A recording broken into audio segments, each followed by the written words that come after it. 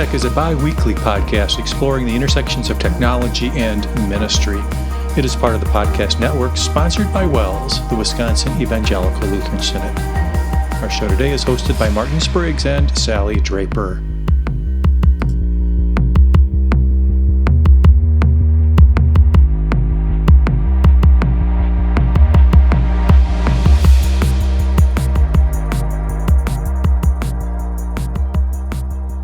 Welcome back to WELSTech, everybody. This is episode 692, recorded on October 19th, 2022.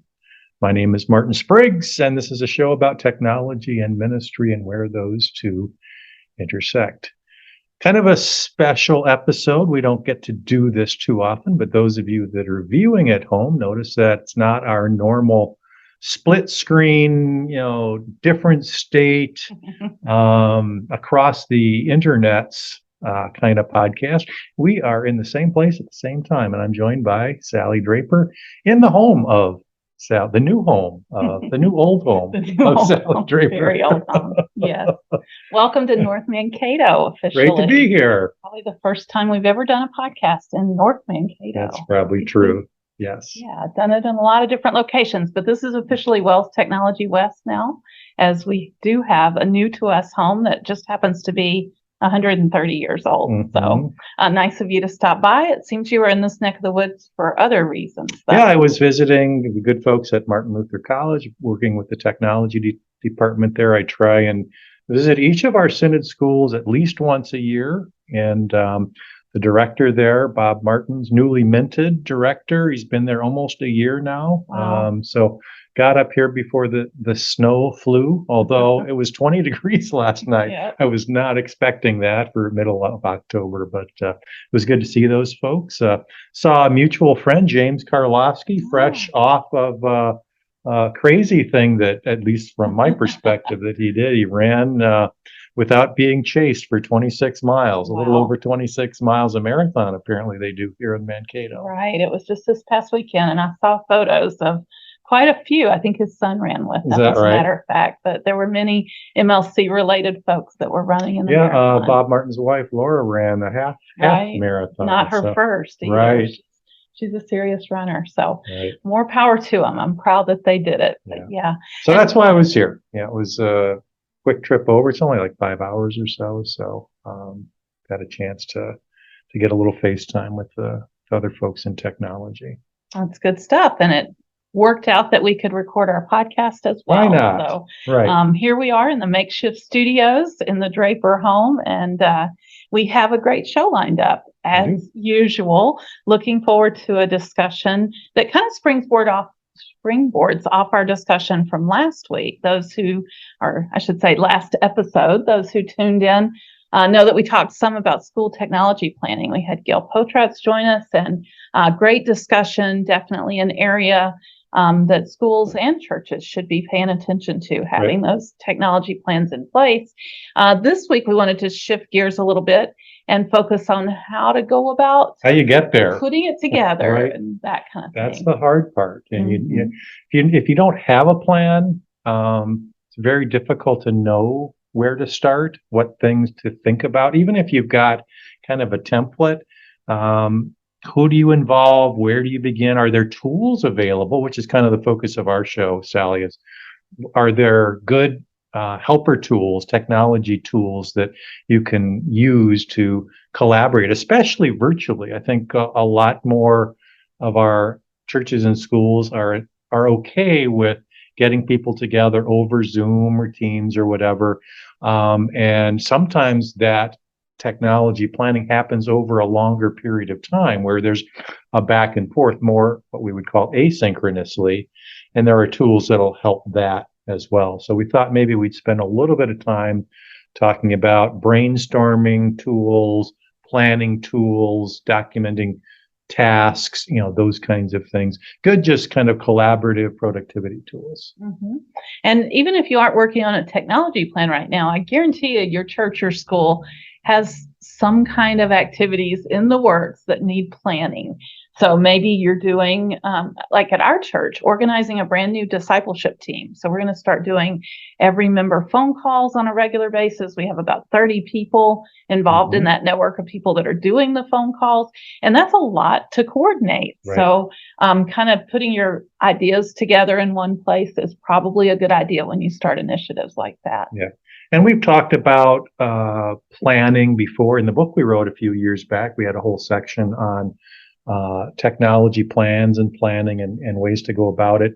There's all kinds of events, that are going on within an organization. You think of, VBS was the example we used in the book. How do you go about planning for an event, even though you do it year in and year out? What are the components of that, and what are the tools that you can use to make something like that successful?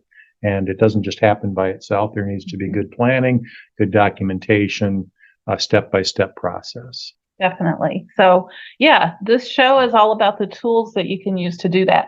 And Martin, even though we just wrote a book on this a few years ago, I think the tool sets have changed in that time. There's some on this list that I wasn't familiar with at all. So we have a pretty good list. I kind of am paper and pencil kind of gal, so I don't mind just like starting by writing things down on physical paper and stuff. But these tools will allow you to digitize it, to also share it collaboratively from a distance, like you described. And we should say that there is a place, and there's nothing wrong with using kind of same place, same time paper, whiteboard.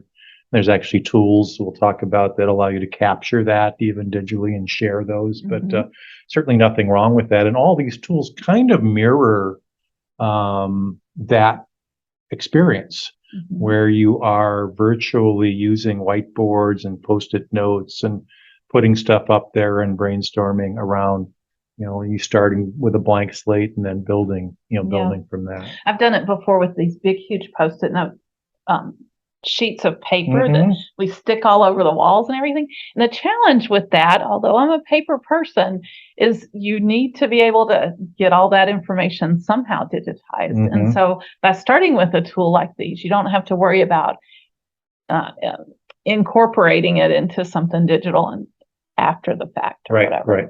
So we'll go over a few tools. If you're watching at home, you can see Sally will bring up a few of those, but you can look these up for yourselves. Some of these have been around a while. Some of these are new inventions of themselves. Over time they've revved them, so they're at a 2.0 or 3.0 version. They've recognized their usefulness. One of them that I don't have a lot of experience with, but looks really cool, and I know a number of people that use it, is a product called Miro, Miro. Their tagline is "Where teams get work done." So it sounds exactly like a solution for this kind of problem. And it is that whiteboard concept where you can drag all kinds of digital assets onto a whiteboard. Everybody sees this in real time. There's Post-it notes, there's charts, there's tables, there's pictures, there's video, audio, everything just can kind of come together on this board, and ultimately you can save it, export it. Multiple people can edit on it. There's a free version. There's an enterprise version, depending on how deep you want to go. It's got a lot of different features for brainstorming, including mind mapping, and those kinds of tools are kind of an all-in-one. It really helps you too, because it comes with some templates. So if you're doing something that is more strategic planning, there's a strategic planning template. There's all kinds of tools to help you get started. Nicely done product, and built from the ground up with this kind of thing in mind. Yeah, it even works on different types of screens. So that's pretty cool that you could be on kind of an iPad type screen where you could work with a pencil and interact with it as well. Yeah. Where this really works well is if you broadcast this to like a touch screen, a larger touch screen, and you're in a meeting room where you can drag some of these objects around, and truly gives that whiteboard experience. It's actually very cool. Another one is from Lucid. Those of you that work within the Google Workspaces area probably have come across this. I know we enabled it for our kids at Peace, and I think there's probably a lot of schools that enable this add-on. Lucid Chart is probably what you've heard of. This is Lucid Spark, which is kind of a variation of that, which does a lot of the same things that Miro does. Allows you to work with shapes and diagrams and lots of different opportunities for annotating what you're putting down there, post-it notes, those kinds of things. And again, a free version, a lot like Miro, but it's built right in, can be used on a Chromebook. I would call it approachable. It's very easy to kind of understand what's going on. And then they too have templates as well. So that's Lucid Spark. Let's see what's next here. I've got a whole bunch of them open. This one doesn't have a nice demo screen because I'm logged into my Microsoft account. But apparently, if you have Office 365, there's a whiteboarding tool there. Mm-hmm. And again, you could do screen sharing with it and do all kinds of cool things. Looks like it has notes and shapes and all kinds of drawing tools and things of that nature. Yeah, and one of the neat things about this is it's kind of built in. If you are part of the Office 365 suite, this comes along with it. So you just can build this as a standalone app or as a add-on into, like, say, Microsoft Teams. So you're in a Teams meeting, you can bring up Microsoft Whiteboard. And again, all of these come with neat exporting features, so you can share them with the world or a larger committee or committee members who weren't part of it. Some of them even offer recording so that they can hear and see that brainstorming process, which is kind of cool. Very nice. The next one I've used and have really appreciated its price tag, which is Bubble, BUBBL .us. Basically an online mind mapping tool. We've talked about mind mapping. I think one of our earliest shows was on mind mapping. And we used Mind Manager long ago.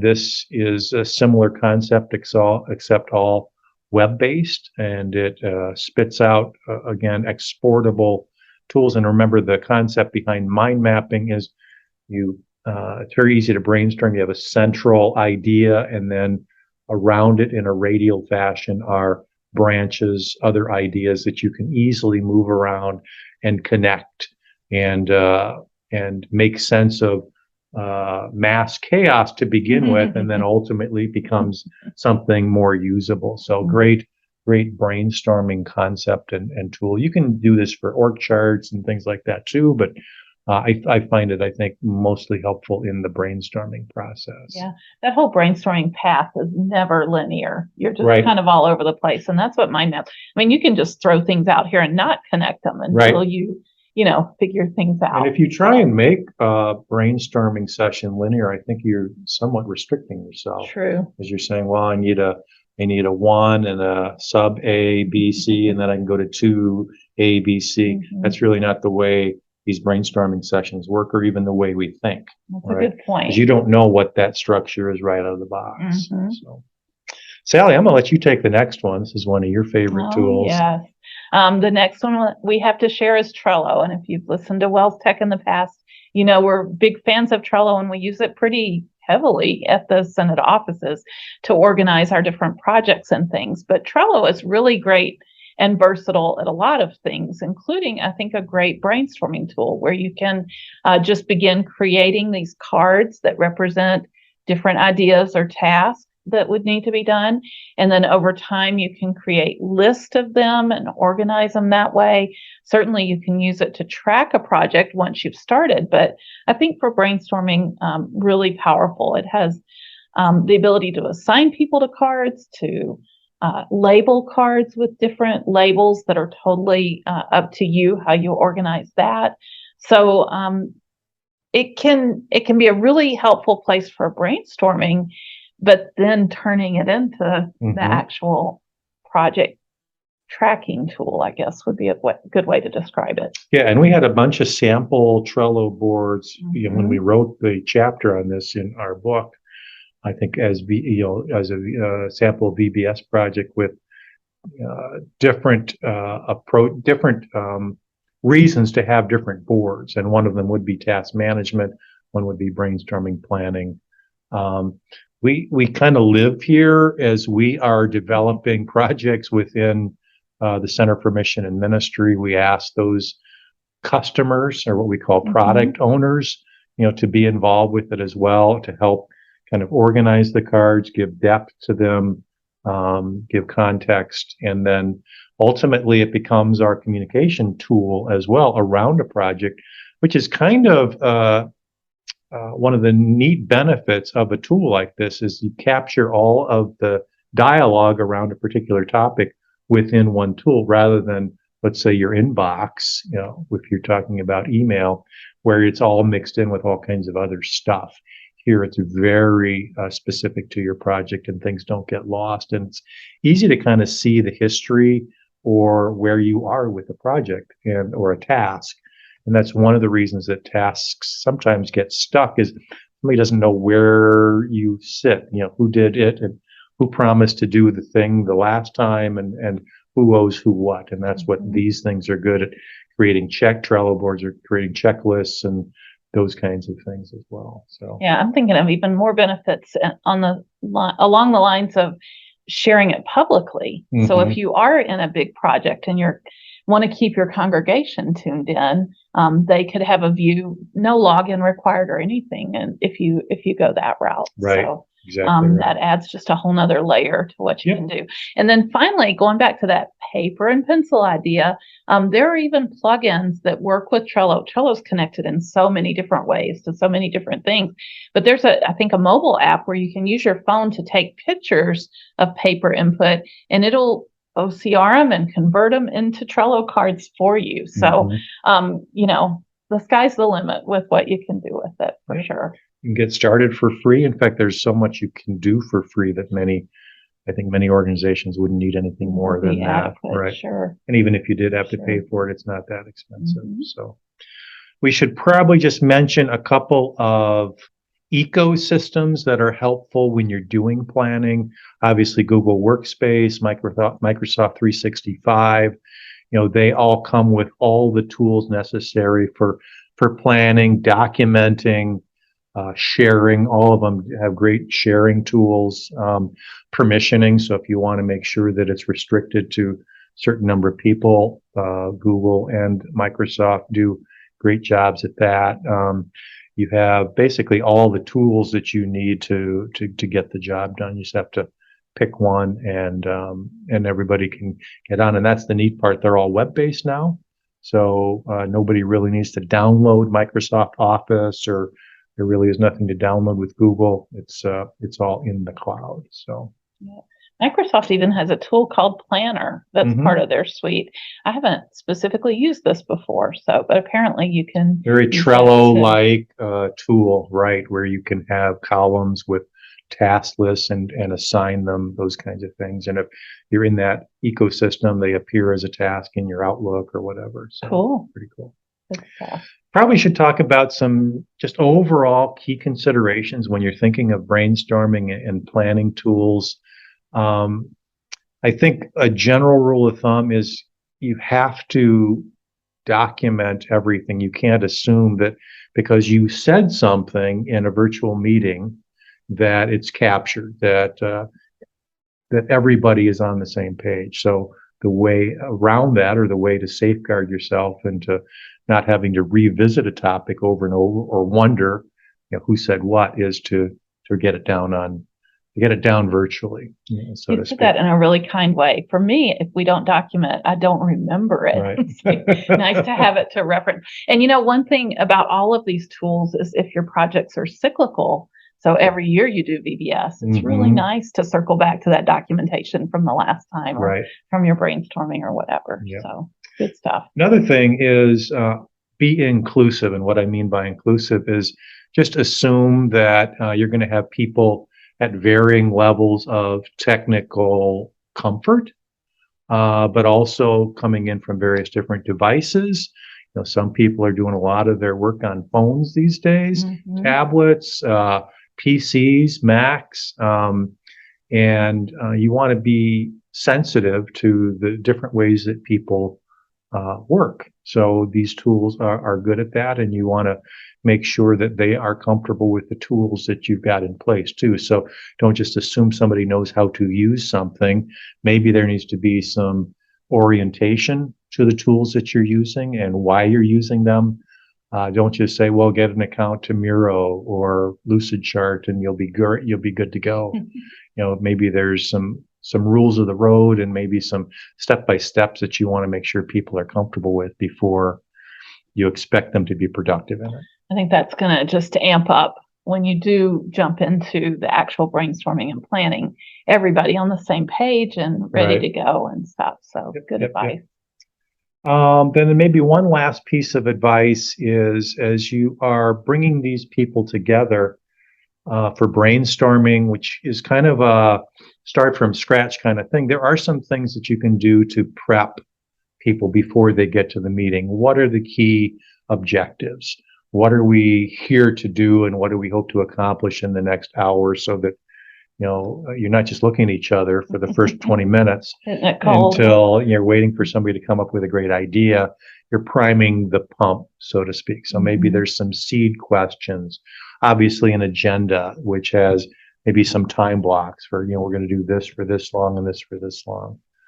Super helpful to kind of prep people to know what to expect. Maybe actually saying, be prepared. We want your great ideas, come ready to share. Give some thought to this. For sure. And then maybe another thing we should probably throw in here, since we kind of live and breathe it in our projects, is maybe there's a methodology or an approach to whether that be brainstorming, planning, or the project itself that could be helpful. And we've talked about this in the past, Sally, and that's Scrum that we use. And Scrum is simply a way to attack a project. And how I think maybe one of the biggest tenets of Scrum is this concept of a 2-week or some kind of length sprint, where you're saying we're going to get this amount of work done in this amount of time, and then we're going to do that again, and we're going to set aside, see how we did, and then go to the next 2-week, or maybe it's in the church of in the case of a church project or school project, maybe it's a month, or time between meetings or whatever. And we've got some great resources on that too. Right. Recently, our team read this book by Jeff Sutherland, co-authored by his son, J.J. Sutherland. It's called Scrum, The Art of Doing Twice the Work in Half the Time. I think I made this a pick at one point when we were reading this.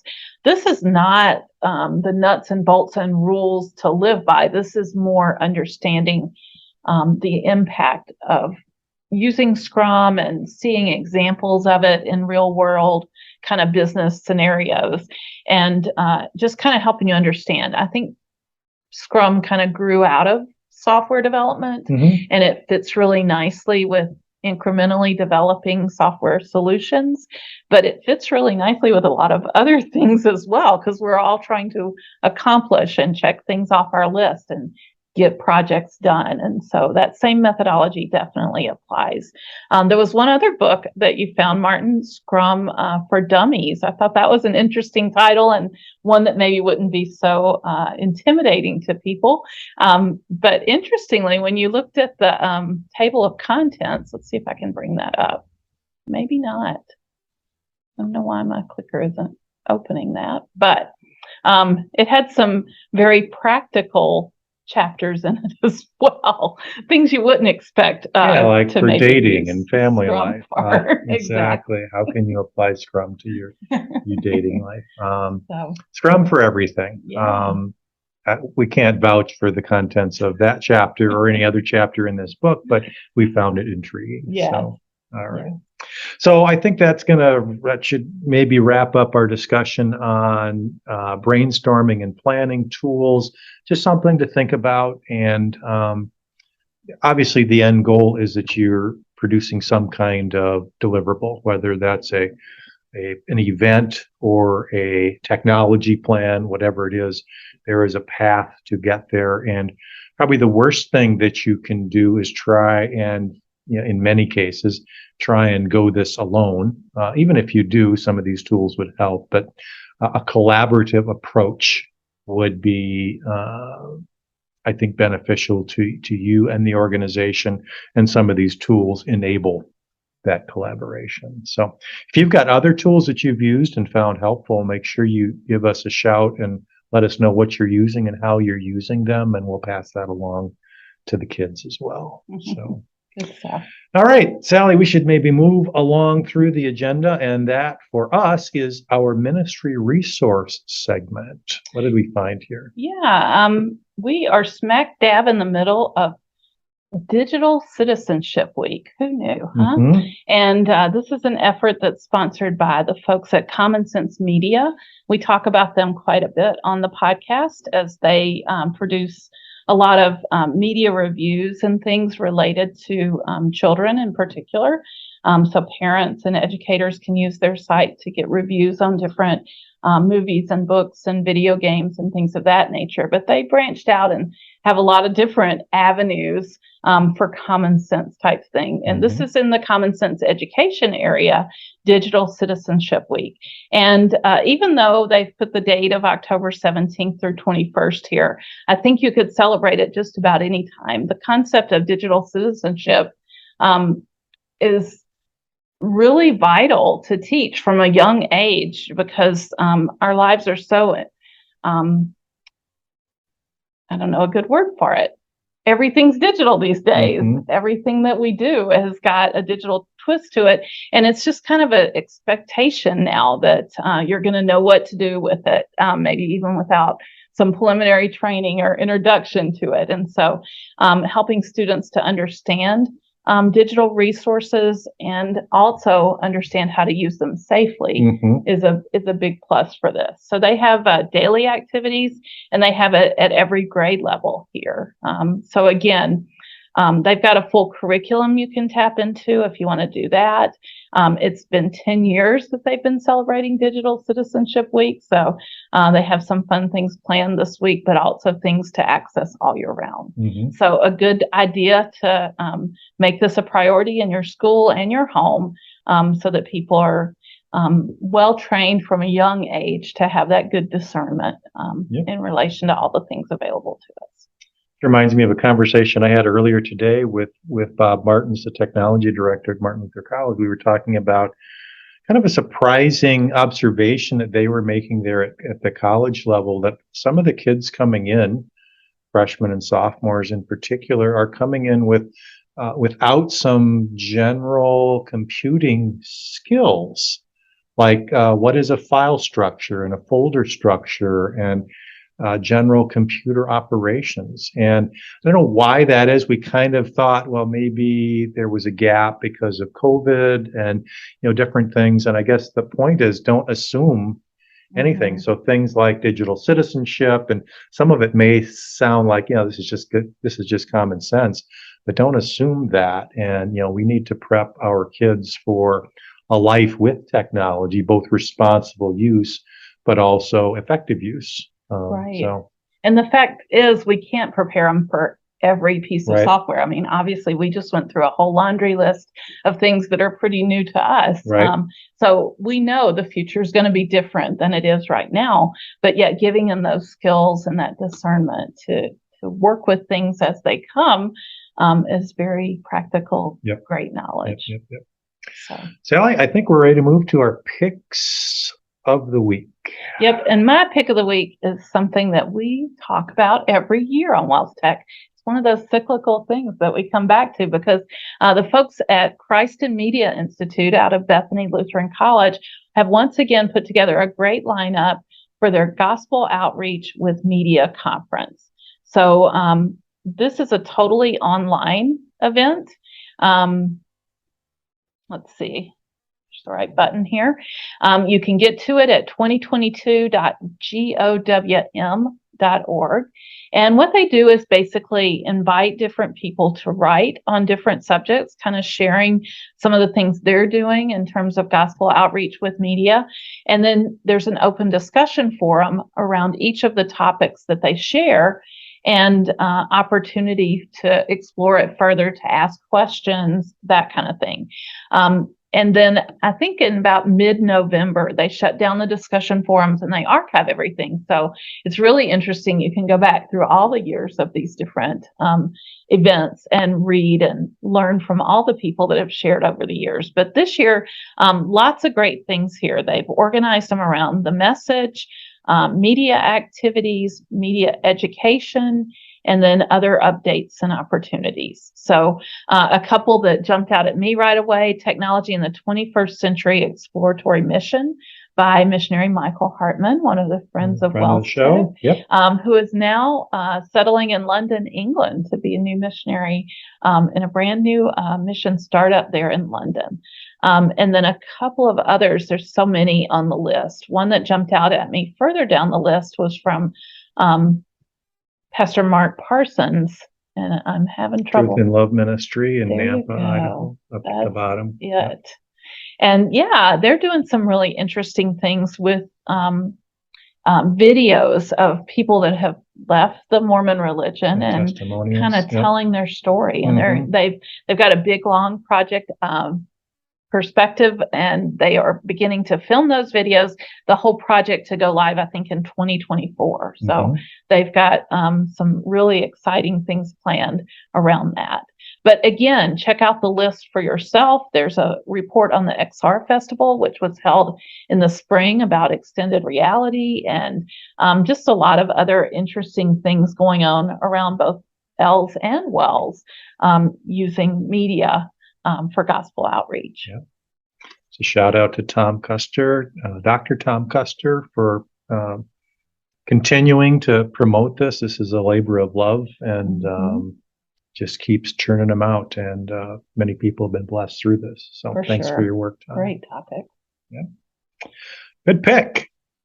My pick is kind of timely because I'm in a new house, fairly new house. We moved in this summer. You're in a new house. True. This is an essential tool if you're doing any reno, and it is I don't even know how to pronounce it, Zokun shockproof and waterproof 3D green laser level. Were you going to take it swimming with you, Martin? Yeah, I don't know why it needs to be waterproof, but shockproof for sure.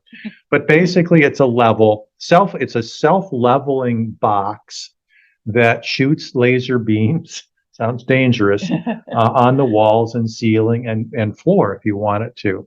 So you can know exactly where horizontal and vertical is on any wall. So great for hanging pictures, great for centering lights on a ceiling, if you know where the center is on the floor, great for doing tile work so that you've got a nice straight line, all kinds of application for this. And I didn't know these existed until I did some YouTubing and looked for solutions, because I was really tired of trying to figure this out with a traditional level and trying to get things, there's a ton of stuff with a new house that you're not quite sure where level is and where the center of a wall is, et cetera, et cetera. This thing really works great. You can get them in red or green. They say red might work a little bit better outside, but most of my needs are on the inside. You can put this on a tripod. It's got a tripod mount. So you basically just set the tripod up. You set the tripod at whatever height you want, and then this just gives you, where is level in the world, regardless of whether your floor's slope or ceiling's crooked or walls are crooked. This tells you where level is. So not a real tech in ministry tool, but anybody who is doing any renovating, this I believe is a must-have. The one that I got is only $129. They can go up to what the contractors use for $600 or $700. Works on a rechargeable battery, comes in a case. It is just a nice tool to have in your toolbox if you're doing any kind of work. Okay. Well, my husband is officially not watching this podcast. He watches plenty of YouTube videos. He's doing something down in the basement that requires leveling, sure. So that's pretty cool. All right, very good. Let's move on to community news and feedback. I'll take the first one here. This is just kind of a follow-up on my pick of the week from 2 weeks ago, Sally, called Readwise. And again, Readwise is a tool that allows you to highlight and then capture annotations from your digital reading. And it brings it all together in one user interface. You can search it, you can tag it, it can provide daily reminders or highlights of your highlights. And on the show, I had extended an email out to the Readwise people because they offered an educational discount that kind of said if you are a student, but they didn't really talk about educators. But it turns out that whether you are a student or educator, you can get a 50% discount. Oh, that's awesome. So I've signed up since then for 50% off the standard price. And I did the annual, so I'm a happy camper for a year here using Readwise, and it works with Kindle books. You can actually upload content. It works on websites, so you can highlight. You can do some web annotation that goes into the system. So still impressed with the Readwise system. Invested for a year. I predict this will be in our year-end show somehow. And we're coming up on that too. So yes. stay tuned for that. We'll see. What else do we have? One more mention that's of another event coming up, not happening this week, but happening December 5th through 11th. It's Computer Science Education Week. We talk about that annually on WELSTech as well, but I wanted to give you kind of a heads up that it's coming because you can get prepared now, and they're putting together a lot of resources for educators to prepare for this week, to introduce computer science concepts in your classroom during that week. And so again, December 5th through 11th, it's put on by the people at code.org, and that's who put together this particular website. csedweek.org is the URL with all the details. They have great teaching resources prepared. They've got a what to expect, a calendar of events. They're doing previews and different Zoom calls and things like that to get people ready.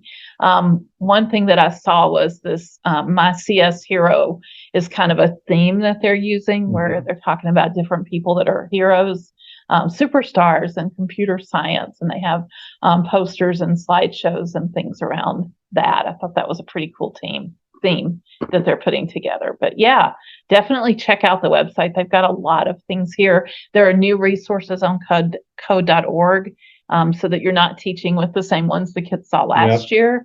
They're always coming up with innovative, fun things to do. I know in the past, Dance Dance Revolution and Minecraft and all kinds of things like that were part of it. So good to get a sneak peek and kind of plan for that a bit early. Very nice.